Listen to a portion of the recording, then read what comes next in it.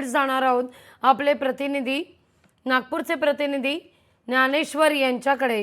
ज्ञानेश्वर, यंदाचा हा सोहळा सर्वार्थानं महत्त्वाचा याकरता एकीकडे आपण पाहतोय की या संघाला आज 100 वर्ष पूर्ण झाल्यानंतर हा सोहळा होतोय, त्यामुळे सरसंघचालक आपल्या भाषणात काय वक्तव्य करतात याकडे सगळ्यांच्या नजर आहेत। आगामी काळात मात्र अनेक घडामोडी देशात घडताना दिसतील, काही घडामोडी राज्यात घडतील, स्थानिक स्वराज्य संस्थांच्या निवडणुका आहेत, या सगळ्याचा परामर्श आगामी काळाच्या दृष्टिकोनातून कसा दृष्टिकोन असावा, देशाचं नेमकं काय ध्येय धोरण असावं, यावर काही सरसंघचालक आज भाष्य करतील का? अगदीच लागवीची आपण पाहायला गेलं तर प्रतिवर्षीच नागपूरच्या रेशीमबाग मैदानामध्ये दसरा मेळावा पार पडत असतो। मात्र यावर्षीचा दसरा मेळावा अतिशय भव्य असा दसरा मेळावा आहे। दृश्यांमध्ये आपण नक्कीच जे आहे ते स्वयंसेवक संघाचे जे गणवेशधारी स्वयंसेवक आहे, जवळपास 21,000हून अधिक जे आहे ते स्वयंसेवक या ठिकाणी सकाळपासूनच जे आहे ते दाखल झालेले आहे। आता खुद्द सरसंघचालक मोहन भागवत जे आहे ते या ठिकाणी स्टेजवर आलेले आहे। सोबतच प्रमुख अतिथी म्हणून देशाचे माजी राष्ट्रपती रामनाथ कोविंदजी यांनी जे आहे ते उपस्थित दर्शवलेले आहे। राज्याचे मुख्यमंत्री देवेंद्र फडणवीस असतील, केंद्रीय मंत्री नितीन गडकरी यासह भाजपचे महत्त्वाचे नेते देखील या ठिकाणी दाखल झालेले आहे आणि देशातील आणि विदेशातीलही काही नागरिकांना जे आहे ते निमंत्रित करण्यात आलेलं आहे। अतिशय महत्त्वाचा आणि ऐतिहासिक दिवस आज संघाचा आहे, कारण की शताब्दी वर्ष आणि एखाद्या संघटनेला 100 वर्ष पूर्ण होणे म्हणजे खूप मोठं यश आहे। आपल्यासोबत काही स्वयंसेवक आहे, आपण त्यांच्याशी बोलण्याचा प्रयत्न करूया। 100 वर्ष पूर्ण झालेल्या या संघाला काय भावना आहे स्वयंसेवक?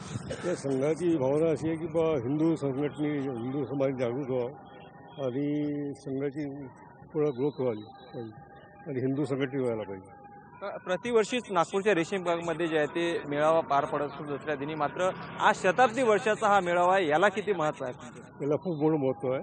पूर्ण देशाची आणि पूर्ण वर्ल्डमध्ये जगामध्ये एक नाव आहे, जगामध्ये संघटना वाढून जाईल आणि वाढायला पाहिजे। तुम्ही कधीपासून संघाचे स्वयंसेवक आहात? मी 10 वर्षापासून, मी वयाच्या 10 वर्षापासून संघ आणि आता दरवर्षी मी येतो संघाच्या।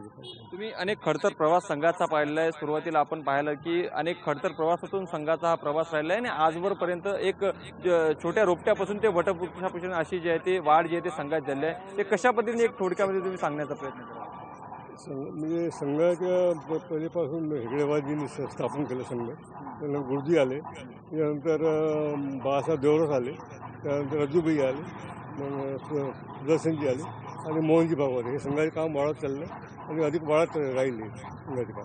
अच्छा, नक्कीच विशेषतः म्हणजे आजच्या मेळाव्यामध्ये विशेष लक्ष जे आहे ते सरसंघचालक मोहन भागवत यांच्या भाषणाकडे असतं। आज काय वाटतं, नेमकं काय उद्बोधन करतील, काय संबोधन करतील? ते देशाबद्दल ते संघटित व्हायला सांगतील आणि देश म्हणजे विश्वगुरू व्हायला पाहिजे, हे असं त्यांची म्हणणं राहते। काका, तुम्ही मला सांगा तुमचं वय किती आणि तुम्ही किती वर्षापासून स्वयंसेवक आहात? 69 वर्ष वय आहे आणि संघात लहानपणापासून आमच्या पिढी जात आहे काम। पिढी जात, हां पिढी जात काम।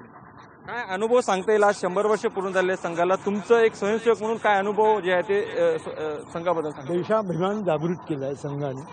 वेळोवेळी संघ किती बी प्रलय आला, दुष्काळ पडला, पावसाचा मार पडला, तरी संसद समोरच जाऊन मदत करायला तयार राहते।